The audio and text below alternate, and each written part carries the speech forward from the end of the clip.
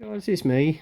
Just thought I'd do this impromptu video. Reason being was when I went through my Tiger collection in the monthly review, when I played it back I wasn't really that happy with it. It came out rather dark, so for the benefit of those who didn't see or couldn't see clearly what I had in my collection, I'm doing this video again. Now, if any of you feel it's a bit of overkill, well, that's your opinion, you're entitled to it. But I just don't want those who could miss out on it not see it. So, you know, as I say, you don't have to watch this video if you don't want to. You can skip it to my next one. It's entirely up to you. So really, it's my decision. So there you go. Anyway, without further ado, we'll have a look and see what's inside here. Okay, as you can see, it's quite a vast collection of tigers. Yeah, you could say I'm a bit of a tiger nut, but hey, there you go. Anyway, I'll guide you through them and we'll see what we've got. First off is Hobby Boss's Vaughan. Now, if you remember recently, Sebastian Schoof did one on the Hinton. This is the Vaughan with the turret set to the forward part of the chassis. Again, it was a precursor, I may be incorrect, a precursor to possibly the Tigers or the King Tiger. I'm trying to steady this camera a bit more. Both it and the Hinton never saw production, unfortunately, but I think a lot of lessons were learned from this to the future development of the King Tiger. So it is quite an impressive beast. The chassis is very similar to the Porsche Tiger, I have to say, so maybe that's where the development came on. Talking of the Porsche Tiger, I've got Italeri's Porsche Tiger here. This one is very hard to get hold of now because I think it's out of production. But if I remember, Adam Mann recently got one and he was going to do his project as the Porsche Tiger presented to Hitler, because the top part of the turret here is extremely accurate to that prototype. So needless to say, I'll be doing a bit of research on this and I might possibly do that as well, but probably at a later date if you're watching Adam. One did actually go in and see service, but the reason this one didn't really go ahead was basically because on the day it was presented along with the prototype of the Henschel Tiger, which we more know familiarly, it broke down, and that was really sealed its fate. But one did see service, and talking of that, this is the one depicted in this Dragon kit here, which is kit number 6352. Again, Sebastian Schoof Dutch Modelling has done an inbox review of this exact kit.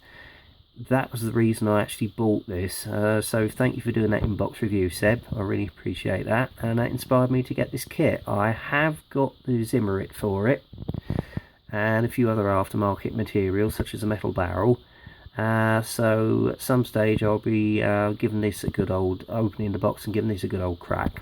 Okay, further from the Tiger P, a basic self-propelled gun was designed. This was the Elephant, which actually first saw action at the Battle of Kursk, but was an unmitigated disaster. The reason being is it didn't have any armoured guns or anything, so the Russians just basically jumped on the top, stuck loads of grenades down and killed half the crews. So so it was a bit of a, excuse the French, a white elephant, hence the name. But this one comes with Zim as well, and the kit number on this is 6465, and I sourced this one off eBay. But they did improve on the design, and then the Ferdinand came along, as you can see here. I think it was used in later battles after Kursk, and the kit number on this one's 6133, but again, it doesn't come with Zim, although it does have a few goodies such as a metal barrel, etc. So I was particularly pleased to get hold of this kit.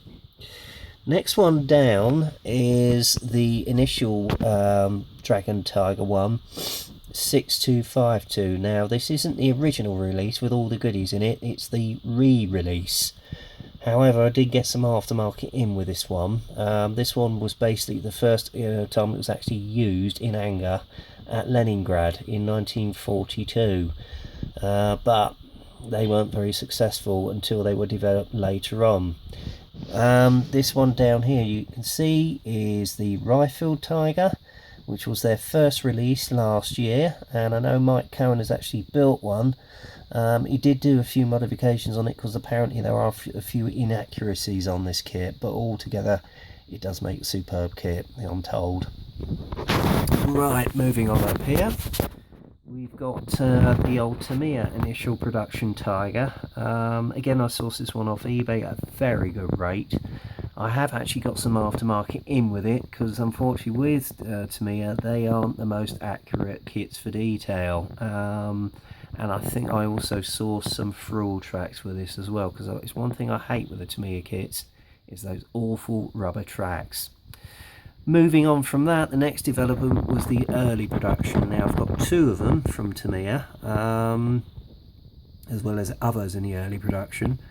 These two, one of them I will be doing as depicted on the box, and another one, if I can source the decals, will be Michael Wittmann's 1331, or possibly another Aces tank, possibly Otto Karas's first Tiger. I haven't made my mind up yet, so we'll see on that one. But again, I did source some aftermarket on this just to enhance the kits a bit more. Moving down, this was one that was released I think around about just over a year ago, around about January. This is Michael Wittmann's Command Tiger with figures 6730. It is a superb looking kit, and I will agree with Mike on this. It's one of the best Tigers I've actually seen. He's actually built one, but he depicted it as the variant that was used out in Italy, and he did actually convert the figures. So if you want to check that one out, look on his channel, Cohen C. Alright, moving on down, the next release was of course the ubiquitous Tiger 131, which again was an early production, but this one was used out in Tunisia. And as we well know, this actual tank is now preserved at the National Tank Museum at Bovingdon. And if anybody wants to know what the kit number is, it's 6820. It is still out on the market, but the prices have increased quite vastly since I bought this. Again, it looks a super kit, and hats off to Dragon. The next one, which was just recently released, I think about a couple of months ago, is the second release from Ryefield. This is of the 504th early production Tiger with full interior. I've had a look at this. It is awesome. The detail inside with the engine and the interior looks fantastic, and I have to say it's a notch up from the old Academy kit. Next one is an old one again. It's the old German Tiger 1 mid-production. This again, I bought some aftermarket accessories in just to enhance the kit. It does have a few inaccuracies, but to be honest with you, I've also got full tracks in with it again, just to replace those awful rubber band ones. And possibly I'll do this as Otto Karas's mid-production Tiger.